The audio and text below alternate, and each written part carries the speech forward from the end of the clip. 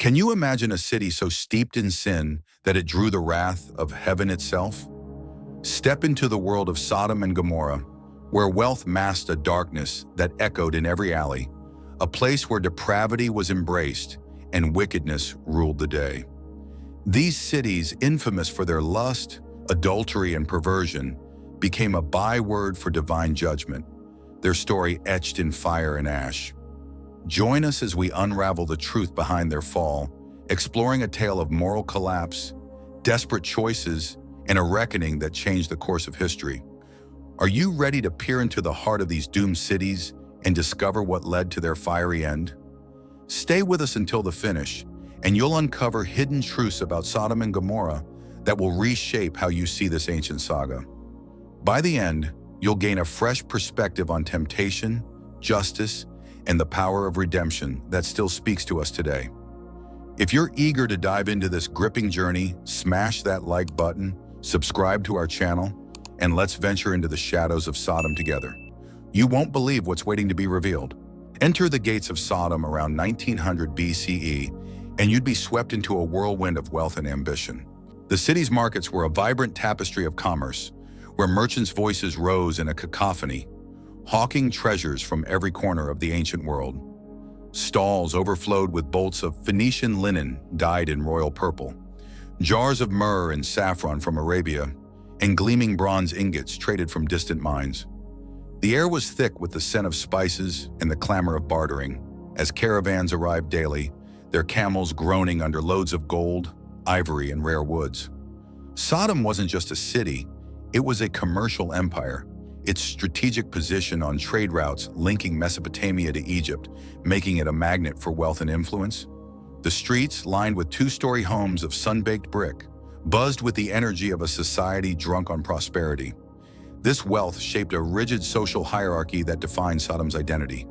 At its apex stood King Barry, a ruler whose palace was a monument to excess, its halls adorned with carved stone reliefs and cedar beams imported from Lebanon's forests. Genesis 14:2 introduces Bera as a bold but reckless leader, one of 5 regional kings who dared to rebel against the mighty Chedorlaomer of Elam after years of paying tribute. His court was a dazzling spectacle, attended by nobles draped in gold-embroidered robes and crowned with jeweled diadems, their every gesture a display of power. Below them, merchants and craftsmen thrived, their homes boasting inner courtyards where families feasted on roasted lamb, honeyed figs, and wine served in silver goblets. Even the city's laborers, though less affluent, lived in relative comfort, their modest dwellings equipped with flat roofs where they gathered to revel in Sodom's abundance. But this prosperity was a gilded trap. The people of Sodom, basking in their riches, grew arrogant, their hearts swelling with pride as they attributed their success to their own cunning rather than divine blessing. Gratitude to the Creator faded, replaced by a sense of entitlement that permeated every level of society. The elite hoarded their wealth, flaunting their status with ostentatious displays, golden amulets, lavish banquets, and garments dyed in colors reserved for royalty. Merchants competed to outdo one another, building ever grander homes to showcase their fortunes. Even the common folk, seduced by the city's opulence, indulged in excesses that dulled their spiritual senses. Genesis 13:10 hints at Sodom's allure, describing the Jordan Valley as a land of unmatched promise, but this very abundance sowed the seeds of ruin. The city's political ambitions only deepened its hubris. The rebellion against Chedorlaomer, detailed in Genesis 14, was a gamble that revealed Sodom's vulnerability despite its wealth. When Bera and his allies refused to pay tribute, they provoked a devastating invasion, with Chedorlaomer's forces sweeping through the valley of Siddim, plundering Sodom's goods and taking captives, including Lot, Abraham's nephew. This episode, resolved only by Abraham's daring rescue, exposed the fragility of Sodom's power. Yet instead of humbling the city, it fueled a defiant pride, a belief that their wealth could shield them from any threat, earthly or divine. How could a society so rich in resources become so poor in wisdom? The answer lies in what they chose to worship, not the God who had blessed them, but the idols of gold and self. This was the first fracture in Sodom's foundation, and it would soon widen into a chasm. At the core of Sodom's decay was its spiritual life, a perverse distortion of the Canaanite religion that dominated the region. The people bowed before gods like Baal and Ashtoreth, deities of fertility and power, whose worship promised prosperity and abundance. But these were no benign rituals of prayer or sacrifice. The temples of Sodom, their altars crowned with flickering torches and draped in crimson cloth, were stages for practices that defied every principle of divine order. Priests and priestesses performed sacred rites that merged worship with indulgence, engaging in sexual acts as offerings to appease the gods and ensure bountiful trade. These rituals were not clandestine.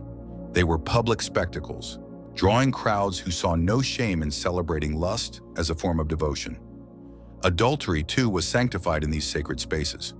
Marriage, once a covenant rooted in fidelity, became a hollow institution in Sodom. The elite, both men and women, flocked to temple ceremonies where boundaries of loyalty were discarded, their actions justified as acts of divine communion. These gatherings, often fueled by wine and music, blurred the line between worship and debauchery, with participants reveling in fleeting pleasures that left their families fractured.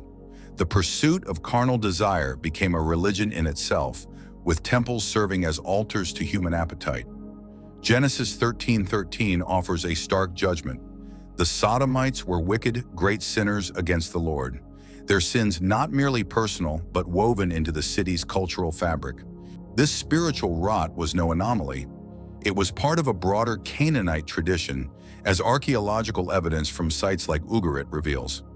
Texts unearthed from these ruins describe fertility cults where sacred prostitution was a central rite, with temple personnel acting as conduits for divine favor. Yet Sodom took these practices to an extreme, normalizing behaviors that even neighboring cultures might have questioned. Here's a detail that might shock you. Some scholars suggest that Canaanite rituals occasionally included even darker acts, such as child sacrifices, to appease deities during times of crisis.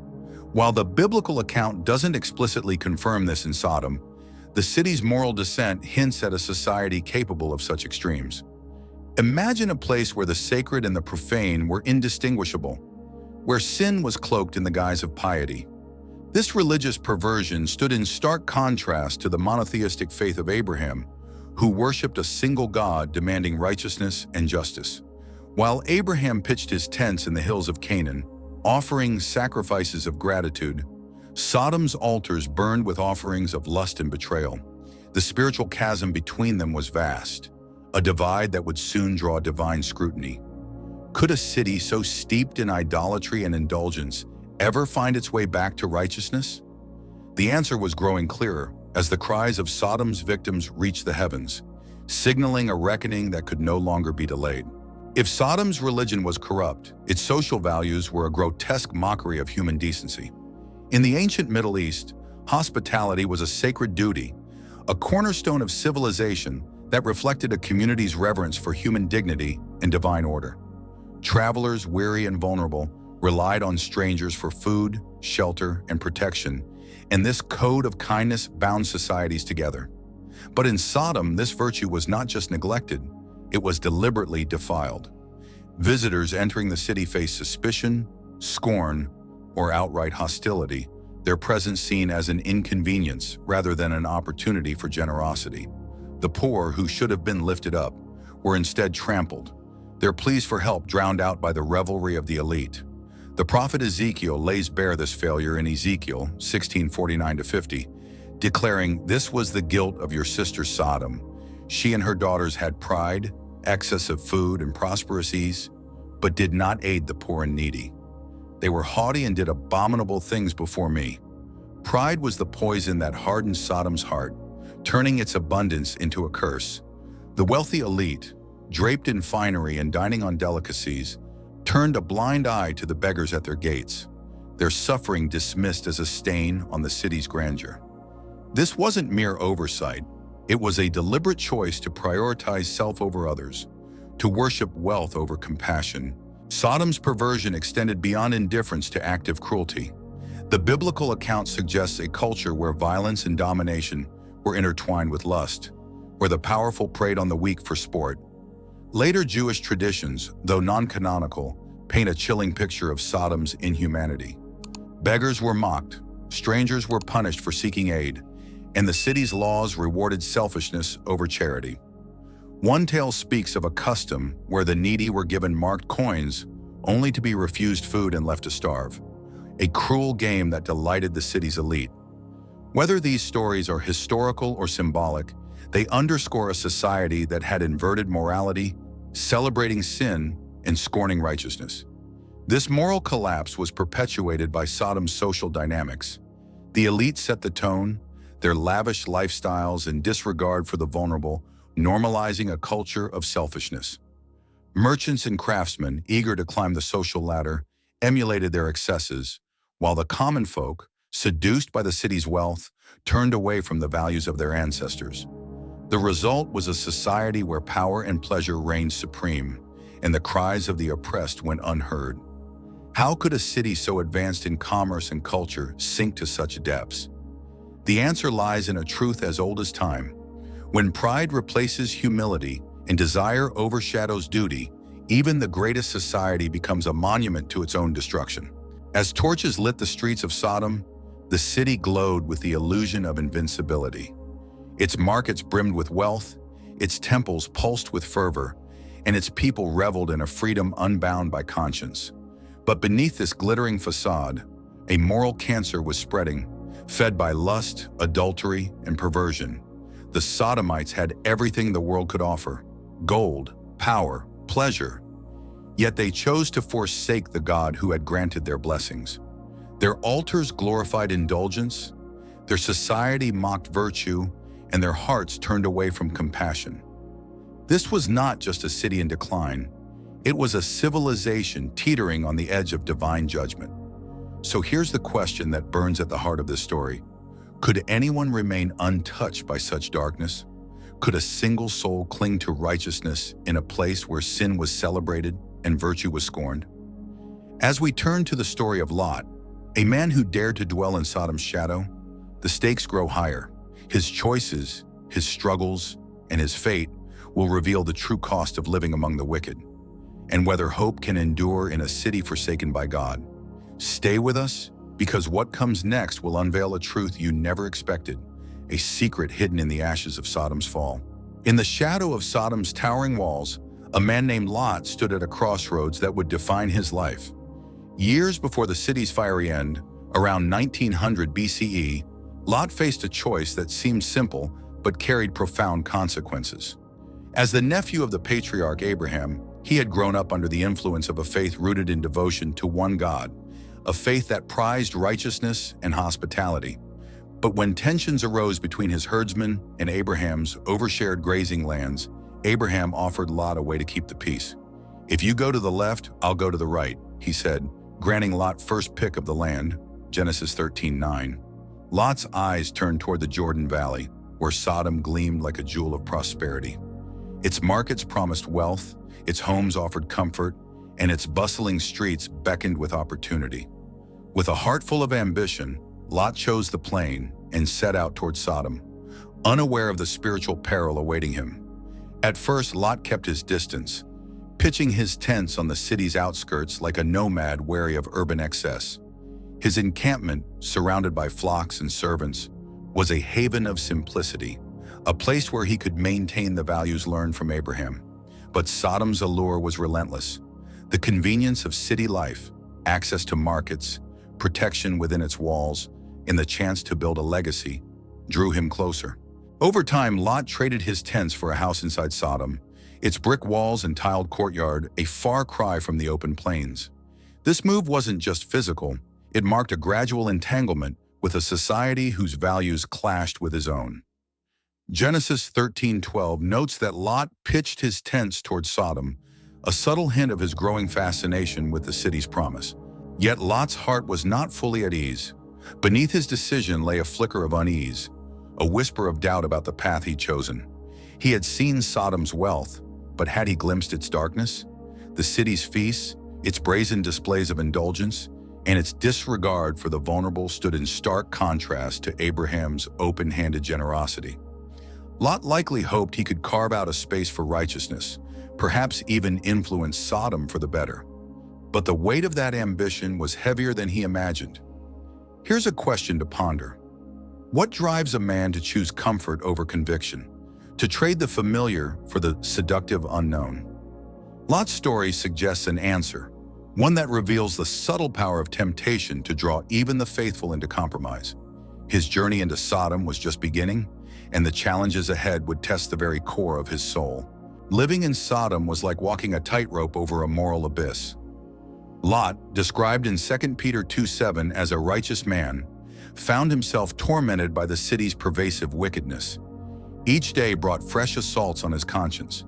In the marketplaces, he overheard merchants boasting of their conquests, both commercial and carnal, their laughter mingling with tales of infidelity that were celebrated rather than condemned. In the public squares, he witnessed the elite parading their wealth, their jeweled robes a stark contrast to the ragged beggars they ignored. At night, the sounds of raucous feasts echoed through the streets, where wine flowed and restraint was abandoned, in orgies that mocked the sanctity of marriage. These were not isolated incidents, but the heartbeat of Sodom's culture, a relentless tide of lust, arrogance, and cruelty that threatened to erode Lot's faith. Despite his inner turmoil, Lot carved out a place in Sodom's society. He sat among the elders at the city gate, a position of respect where disputes were settled and news from travelers was shared.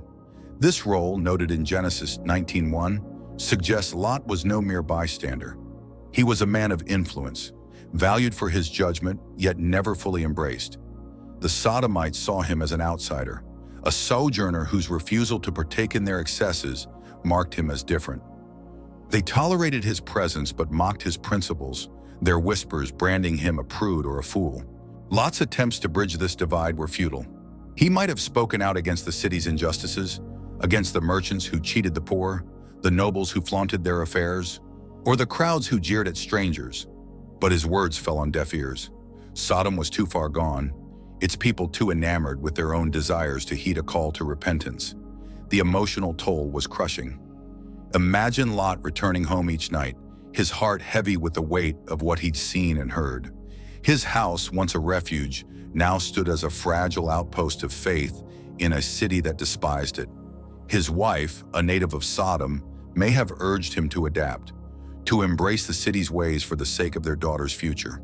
His daughters, betrothed to local men, were caught between their father's values and the seductive pull of Sodom's culture.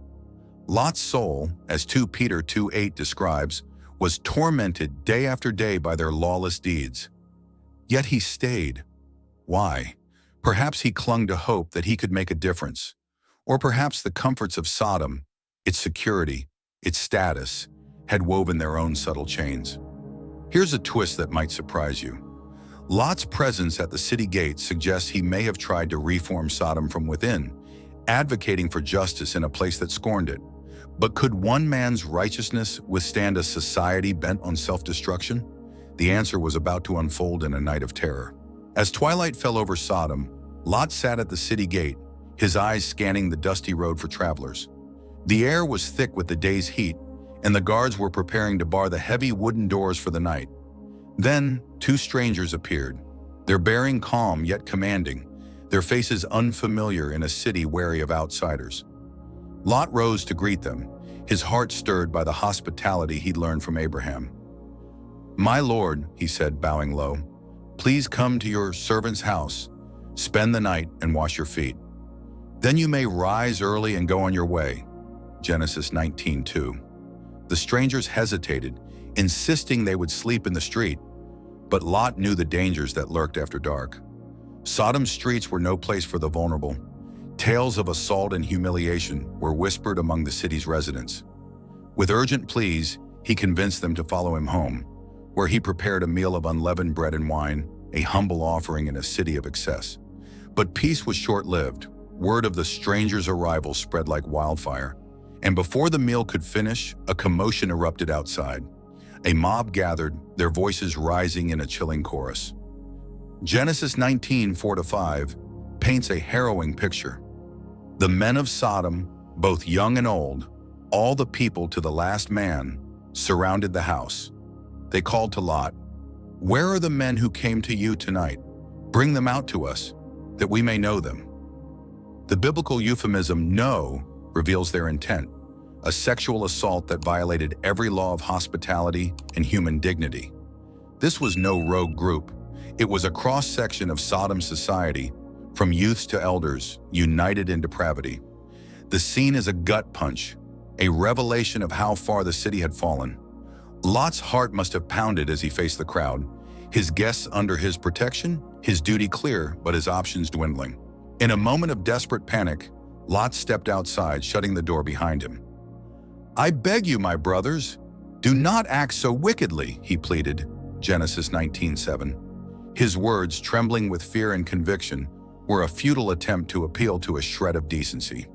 In a shocking move, he offered his 2 virgin daughters to the mob, a proposal that, while rooted in the extreme patriarchal norms of the time, reveals the crushing pressure he faced. The offer is indefensible, a tragic reflection of Sodom's moral climate, where such unthinkable choices could even be contemplated. The mob, unmoved, turned on Lot, mocking his status as an outsider. "This fellow came to sojourn, and now he would play the judge," they sneered, pressing closer to break down the door. Genesis 19:9. At that moment, the strangers revealed their true nature. With a swift motion, they pulled Lot back inside and struck the mob with blindness, leaving them groping in confusion. Genesis 19:10-11. The chaos outside echoed the turmoil in Lot's heart as he realized these were no ordinary men, but divine messengers sent to judge Sodom. "Have you anyone else here?" they urged. "Bring them out of this place, for we are about to destroy it." Genesis 19:12-13. The revelation hit like a thunderbolt. Sodom's sins had reached a tipping point, and divine justice was at hand. Here's a detail to spark curiosity. The angel's intervention was not just a rescue, but a final warning, a chance for Sodom to repent that the city would squander. Could Lot escape the city that had ensnared him, or would its shadows cling to him even in his desperate retreat? The night of terror at Lot's door was a turning point, a moment when Sodom's depravity was laid bare and divine judgment loomed. Lot, a man torn between faith and compromise, stood on the brink of losing everything: his home, his family, his very soul. The angel's words echoed in his ears, a call to flee a city that had seduced him with its wealth and broken him with its wickedness. Yet even now, Lot hesitated, his heart tethered to the life he'd built. The mob's blindness was a miracle, but it was also a sign of Sodom's spiritual blindness, a refusal to see the truth even when confronted by divine power. So here's the question that hangs in the air.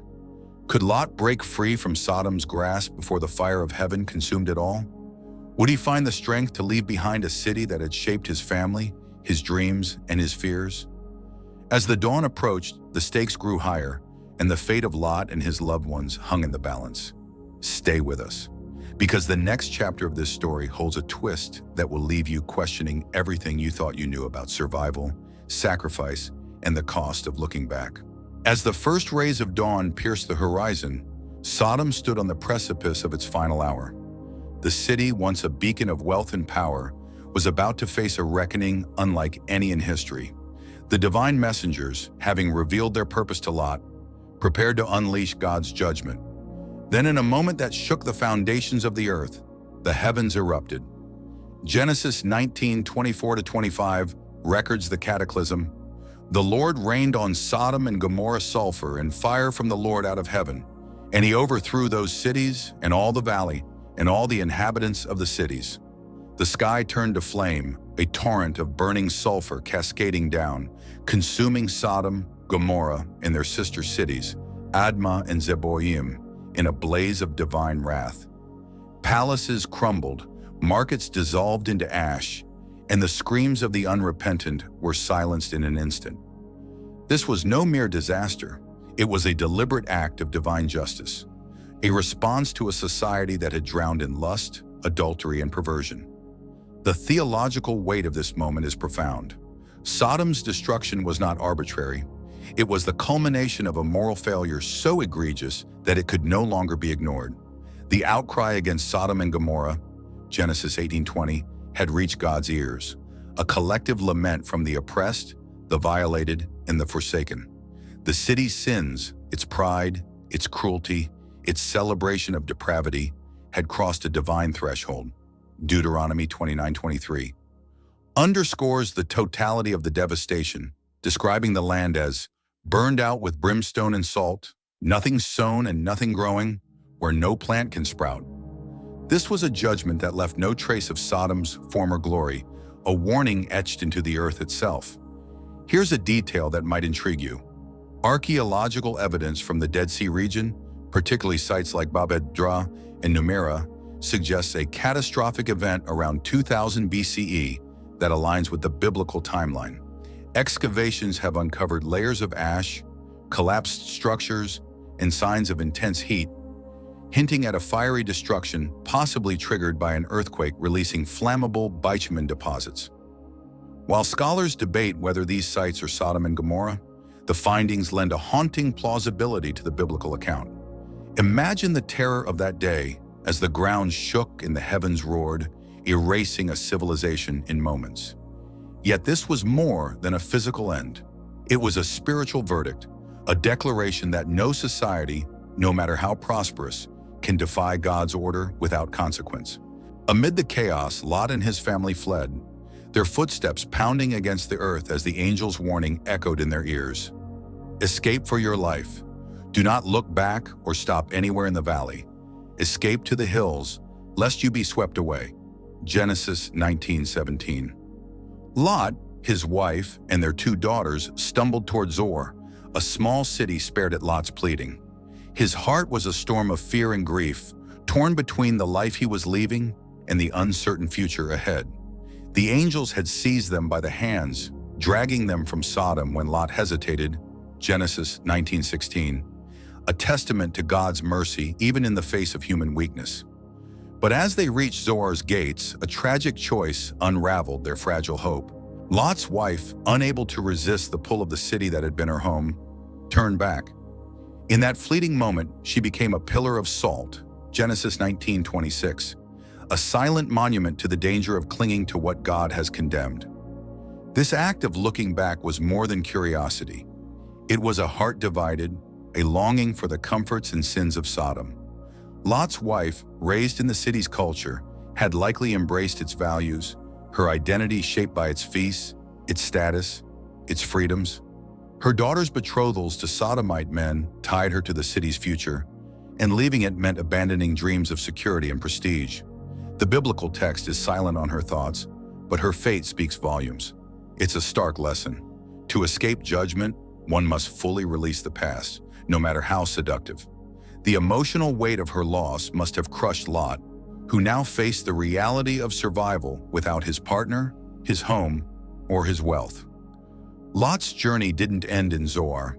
Fearful of lingering in a city too close to Sodom's ruin, he fled to the hills, settling in a cave with his daughters. Genesis 19:30. The man who once sat at Sodom's gate, respected and prosperous, was reduced to a refugee, his life a shadow of its former glory. The cave, cold and austere, was a far cry from the brick house where he'd hosted feasts. Imagine Lot's anguish as he grappled with his choices, his decision to settle in Sodom, his failure to shield his family from its influence, his wife's irreversible loss. In the desolate cave, Lot's story took a troubling turn. His 2 daughters, raised in Sodom's warped culture, faced a future shrouded in uncertainty. Isolated and traumatized, they believed humanity had been wiped out, their worldview shaped by the fiery destruction they'd witnessed. "Our father is old, and there is not a man on earth to come in to us," the elder said to her sister, Genesis 19:31. In a desperate bid to preserve their family line, they devised a plan that reflected the moral scars of their upbringing. They plied Lot with wine night after night and lay with him, conceiving sons through incestuous unions.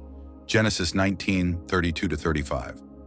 The firstborn named her son Moab, meaning from the father, and the younger named hers Ben-Ami, meaning son of my people.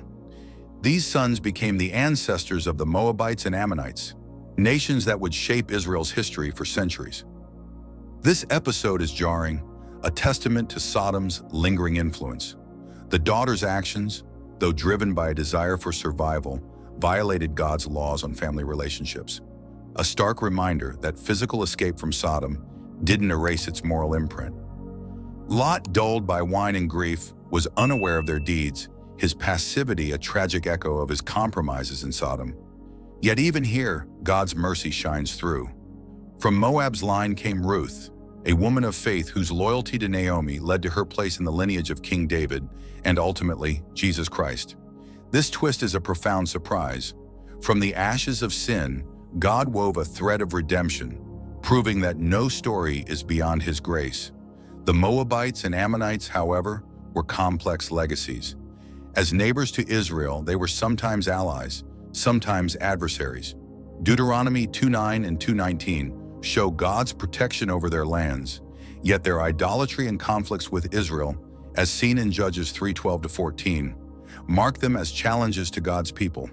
Their origins in Lot's cave underscore a sobering truth. The consequences of living among corruption can ripple across generations. Imagine the daughters' fear, their sense of abandonment, and the choices that shape nations. Could they have imagined that their desperate acts would echo through history, intertwining with God's redemptive plan? The fall of Sodom and Gomorrah is more than a historical event. It's a mirror held up to humanity's soul. The city's destruction, Lot's escape, and the bittersweet legacy of his daughters offer lessons that resonate across millennia. First, Sodom's fate reveals the peril of pride and unchecked desire. The city's lust, adultery, and perversion were not mere vices but symptoms of a deeper rebellion, a refusal to honor the Creator who had blessed them. Matthew 10:15, where Jesus warns that rejecting the gospel will bring a fate worse than Sodom's, underscores the gravity of turning from truth.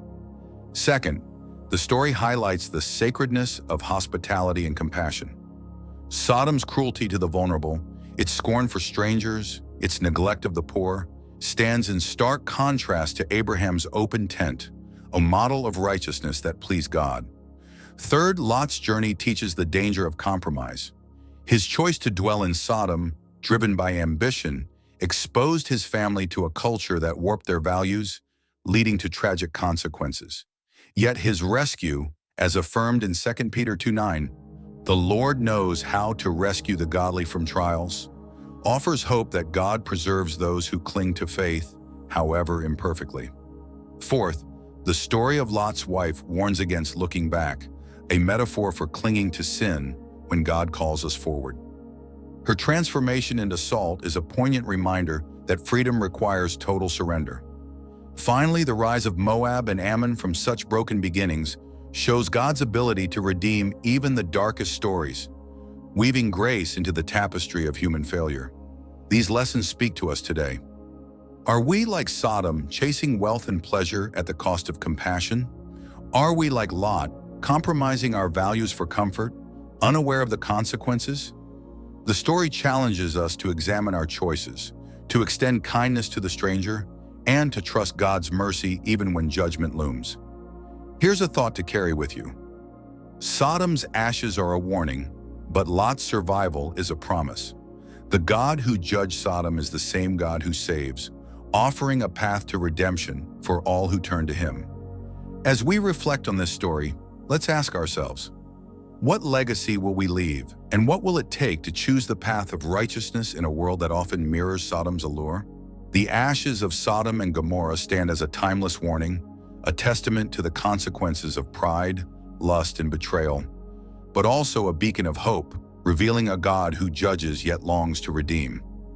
From the fiery destruction to Lot's narrow escape, from the tragic choices of his daughters to the surprising grace that flowed through their descendants, this story reminds us that our choices matter. They shape not just our lives, but the legacy we leave behind. Sodom fell because it chose pleasure over principle, but Lot survived because, despite his flaws, he clung to faith. And through it all, God's mercy wove a thread of redemption, proving that even in the darkest moments, hope endures. So what do you take from this story? Are we, in our own way, building modern Sodoms, chasing desires that lead to ruin? Or can we choose the path of Abraham, living with compassion and conviction? Drop your thoughts in the comments below. We'd love to hear how this story speaks to you. If it moved you, hit that like button, Share this video with someone who needs to hear it, and subscribe with the bell icon to catch our next dive into the Bible's most powerful stories. Thank you for joining us on this journey. Until next time, keep seeking truth, and we'll see you in the next video.